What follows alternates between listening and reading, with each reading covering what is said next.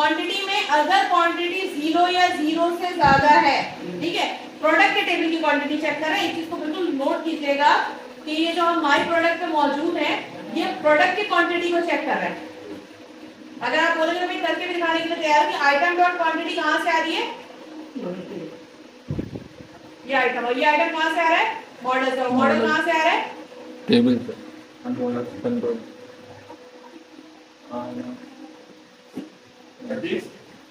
ये मॉडल कहां से आ रहा है, टेबल से। कौन से टेबल से, प्रोडक्ट के। तो इसका मतलब है ये जो लूप चल रहा है इसको हटा दो। इसी मॉडल बार-बार ध्यान से लेना है कि मॉडल खुद को भी भूल जाते हैं जब बनाना पड़ता है। ये मॉडल आपने लाइन, जब अगर आपका कस्टम पेज है ना, कस्टम पेज है तो आपको यहाँ पे मॉडल खुद ऐड करवाना है। मतलब सिंपल आसान तरीका क्या, हम पेज क्रिएट नहीं करते, बोला करेंगे अगर ये लिस्ट में करेंगे नीचे भी थीम लगा के ऊपर से कॉपी पेस्ट कर देंगे, ऊपर से एक्स्ट्रा वर्ड डाल देंगे बस। हां ये काम इजी है, सब इजी है भाई। इस पूरे पेज पे जो डाटा आ रहा है वो कौन से मॉडल से आ रहा है, ये आपका एचटीएमएल का पेज होगा, आप उसको डिजाइन करेंगे। मैंने सिर्फ कोडिंग की नहीं है लेकिन मैं इसलिए समझा रही हूँ। मैं यहाँ से कॉपी करूंगी और एहतशाम बिल्कुल सही कह रहा है। जब आप स्कैफोल्ड वाला पेज बनाते हैं ना एडमिन में जाके, तो देखिए बाय डिफॉल्ट ये वाली चीजें आ रही होती है, लेकिन ये आ रही होती है, नहीं समझ आया यहाँ से कॉपी कर लो, यहाँ से ये लाइन कॉपी करके यहाँ दे दो। लेकिन सिर्फ फर्क ये है इसमें कि ये आई न्यूमेरेबल में, हाँ ये आई न्यूमेरेबल में तो डाटा लेकर आ रहा है। अब यहाँ पे जब आप आओगे तो आपको पता है ऊपर मॉडल कहाँ से डाटा उठा रहा है, प्रोडक्ट से। तो इस आइटम के पास सारा डाटा कहाँ से आ गया, प्रोडक्ट से। मॉडल यानी मॉडल प्रोडक्ट है, प्रोडक्ट का नेम, प्रोडक्ट की इमेज, प्रोडक्ट की प्राइस, प्रोडक्ट की डिस्क्रिप्शन, प्रोडक्ट की क्वांटिटी अगर 0 के बराबर है तो आप लिखा हुआ आ जाए आउट ऑफ स्टॉक। क्लियर होता है ये वाला, मुबीन क्लियर हो रहा है? और अगर नहीं होता, हाँ मैं कल वाले रिवीजन थोड़ा सा दे रही हूँ क्योंकि आप लोगों ने काम परफॉर्म नहीं किया ना। अब यहाँ आते हैं कार्ड के पास, कार्ड का टेबल बना लिया आप लोगों ने, आज बना के जाएंगे मेरे सामने। क्लाइंट वाले कितनी कमाएंगे, हाँ प्रोडक्ट की इमेज प्रोडक्ट के टेबल में नहीं है तो कहां से आ रही है, प्रोडक्ट की इमेज प्रोडक्ट के टेबल से आ रही है, आइटम डॉट पिक्चर। ये देखिए अभी तो देखी थी कहां थी, ठीक, वो दूसरा टेबल था, वो कार्ड का टेबल था, ठीक है। नाश्ता लिख रहा नहीं आ तो रास्ते में तो बिस्किट या फिर सैंडविच लेंगे। मैंने कहा एएसपी एक्शन कार्ड, आप बताएं इस कार्ड का गेट पोस्ट दोनों बनेगा या सिर्फ पोस्ट बनेगा? इसमें इसका भी तो क्या चीज इसका सिर्फ पोस्ट बनेगा, गेट तो बनेगा, ये बनेगा ना, इसका सिर्फ पोस्ट बनेगा, गेट बनेगा, आईडी लेके जाएगा ना, यूआरएल। ये है आइटम डॉट आईडी। एक सेकंड ये देखिए यार, ये मिस गेट भी करेगा क्योंकि गेट करके आईडी आगे मुझे आ रहा है और पोस्ट का ये डाटा आ गया, मैं ऐड करवाना है, ये वो भी दोनों करवाना पड़ेगा, ये दोनों यूज करेगा, हेड ही गेट करेगा। ऑथराइज वाला काम तो मैं सिखा चुकी हूं ना आप लोगों को। ये मिस तो आईडी चाहिए आगे पेज पे जाने के लिए और इसको डेटा सेव भी कराना है, काटने के लिए। सिर्फ और सिर्फ जो है ये पोस्ट करेगा बस, इसको गेट की कोई जरूरत ही नहीं है। मैंने बटन के लिए गेट हम किस वक्त करते हैं जब हमें कुछ शो करवाना होता है। अरे यार एक तो आप मेरी बात, जब ऐड टू कार्ट पे टैग करेंगे या अगले पेज पे जाएगा फिर ये वहां भी तो शो करना है।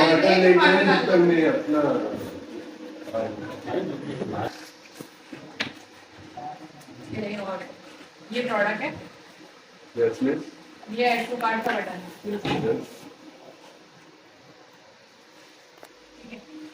अब इस ऐड टू कार्ट के बटन पे जब यूजर लॉगिन करेगा, गेट और पोस्ट का डिफरेंस दोबारा बता रही हूँ।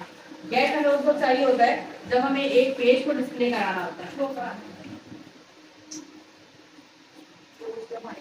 गेट हमें उस वक्त चाहिए होता है जब हमें उस पे पेज को डिस्प्ले कराना होता है। उसके बाद पोस्ट हम उस वक्त करते हैं जब हम बटन को क्लिक करते हैं। जैसा मेरी बात ये गेट हम लोग अगर ऐड टू कार्ट करेंगे, ये अगला पेज हमें शो तो करवाएगा ना, जब वो शो कार्ड का पेज होगा, शो कार्ड का, ठीक है। मतलब ऐड टू कार्ट करेंगे तो ये बस ऐड टू कार्ट करेंगे, हमें सिर्फ मतलब एक चीज है उसको बटन पे क्लिक करो ईमेल सेंड हो जाए तो दूसरे तो पेज get पे करने की ये क्या जरूरत है? ऐड टू कार्ट टैप कर रहे तो ये कार्ट टेबल में टेबल लेके चला जाए टेबल में लगा सेव कर दो कार्ड का पेज पे शो होगा ना। शो कार्ड का मेथड ही अलग है अलग है, यहाँ से नहीं जा रहा, ये बस सिर्फ सेव कर रहा ऐड है टू तो कार्ड कार्ट करते हुए गेट की कोई जरूरत है नहीं नहीं शो ऐड नहीं टू कार्ड कराना, करते हुए गेट की कोई जरूरत पेज डिस्प्ले नहीं कराना। कार्ड करते हुए ये ऊपर वो कह रहा है वो जिस प्रोडक्ट को ऐड टू कार्ड करेगा। मैं आपको दोबारा एक चीज बताती हूँ हम तो PHP के जरिए समझ रहे हैं। होता ये है कि गेट पोस्ट दो चीज होती है ठीक है गेट और पोस्ट गेट के बिना नहीं चलता पोस्ट जो है वो गेट के बिना नहीं चलता वो तो कहते हैं पूरा पेज डिस्प्ले करे फिर आप मुझे बताओ कि क्या एक्शन करना है तो मैं चलूंगा एक डिस्प्ले भी नहीं करता है वो वहां से गेट डिस्प्ले करता है मेरी बात सुनो गेट डिस्प्ले करता है और पोस्ट बटन पे क्लिक होने के बाद का काम करता है यहाँ पे डिस्प्ले कौन कर रहा है यहाँ पे डिस्प्ले कौन कर प्रोडक्ट ऑलरेडी कर रहा है ये जो ऐड टू कार्ट टेबल में कर रहा है बस सही है मसला ये है कि यहाँ पे डिस्प्ले करवाने की मुझे कोई जरूरत ही नहीं है प्रोडक्ट के मॉडल से ऑलरेडी डिस्प्ले हो रहा है सब कुछ जब मैं एडिट करवाती थी या यूजर शो करवाती थी तो यूजर के टेबल से ही डाटा आ रहा होता था हमें जब सिंगल प्रोडक्ट देखना पड़ेगा फिर हमें गेट जब सिंगल प्रोडक्ट करना पड़ेगा तो भी गेट करना पड़ेगा मैं सिंगल प्रोडक्ट के टेबल से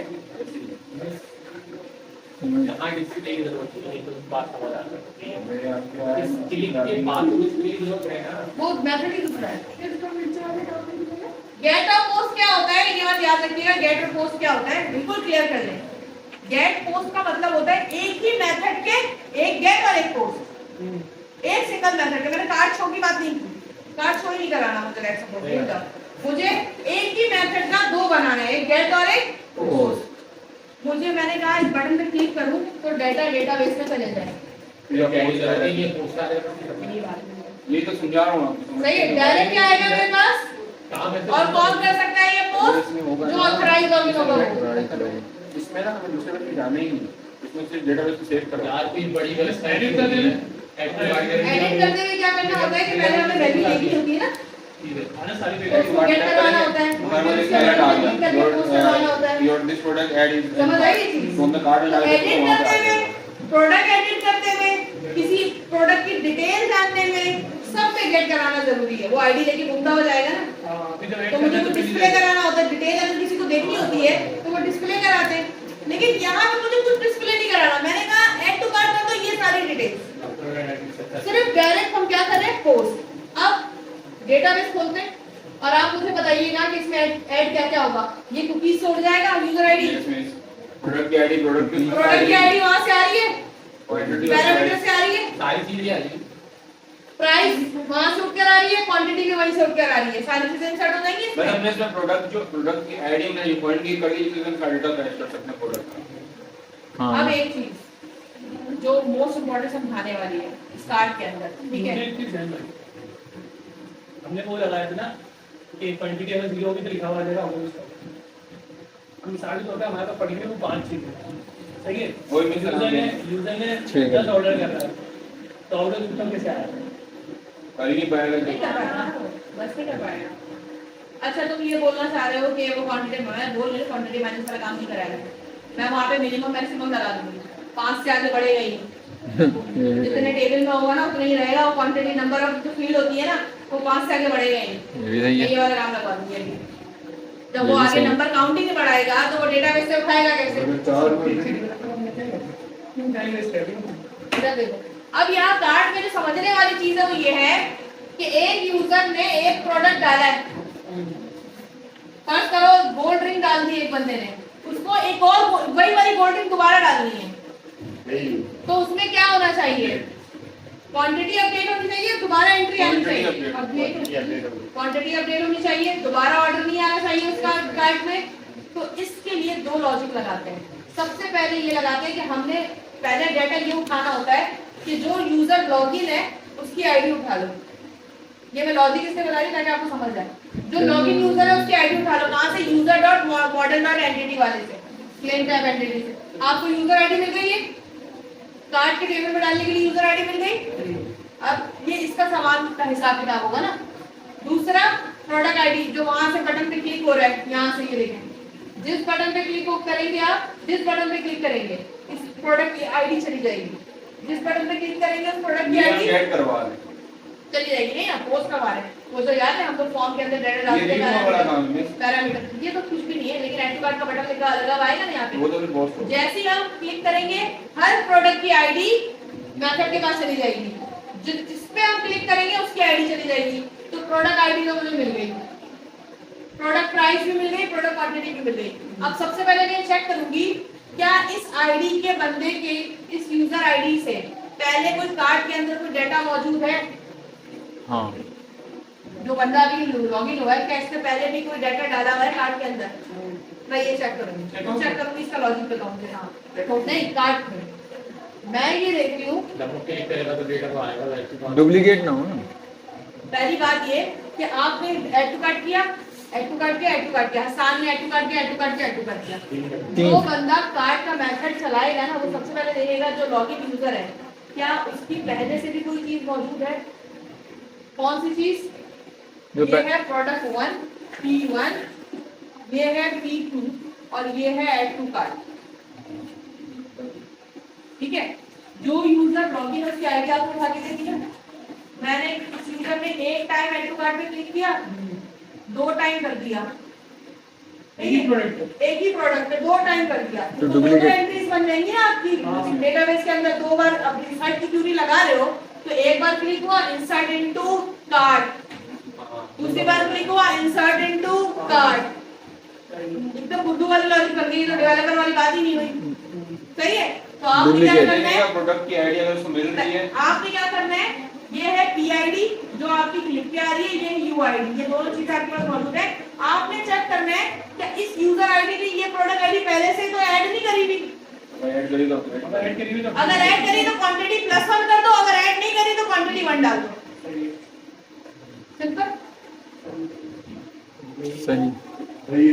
इससे इसका होगा कि दोबारा बता दो, दोबारा अगर रिपोर्ट मैं सिर्फ लॉजिक बिल्डिंग कर रही हूँ ताकि आप कहीं भी बैठे तो आपको ये पता होना चाहिए कि लॉजिक कैसे बिल्ड करते हैं। कोडिंग तो हर की अलग अलग है, छापे खत्म वाली।